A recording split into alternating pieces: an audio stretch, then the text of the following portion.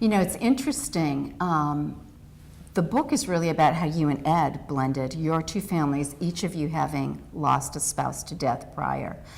But the thing that that kind of set this ball in motion was bringing in your daughter-in-law into the family, which was not a blending that was born from tragedy, but kind of every mother's dream, sort of. And she was a dream. She still is a dream. It was amazing to bring a girl into a family of boys, for one thing.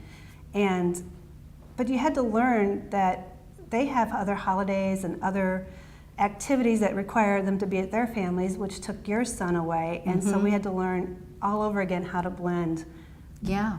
So you blended your family with Ed and then blended further. And I think, you know, as we're looking at Mother's Day, a lot of families are juggling that piece. Right. You know, how do you go see grandma here and grandma there and mom here and mom there and still keep peace and satisfy everybody? Yeah, it's really tough. You really have to sit down and communicate with your children, with your husband, and say, okay, what's the most important thing to you? And if you can decide that, okay, we really want to do Christmas, but we can do it 2 weeks earlier. Yes. Or Mother's Day is important to me, but guess what? My birthday's a month later. Yeah. I'm fine with that. Let's do it all at that time. Yeah.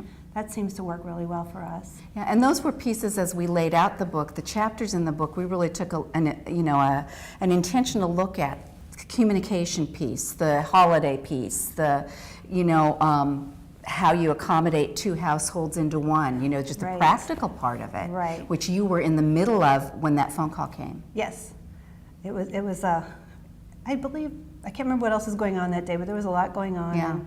And it was quite a bit of stress in the house. I think at the time Andy and I weren't getting along on top of that, and just having my son, the first one, get married, and there was a lot of stress. Yeah. So, you know, you mentioned Andy, and one of the other things that we took an intentional look at that I think was specific to blended family but applies to all families with kids is the parenting piece, you know, and the discipline piece, and all of that, and how unique it is when you come from another perspective or from other dynamics. Like, gosh, in your kids' case, they'd each lost parents. Right. Andy had lost his mom, and my boys had lost their dad.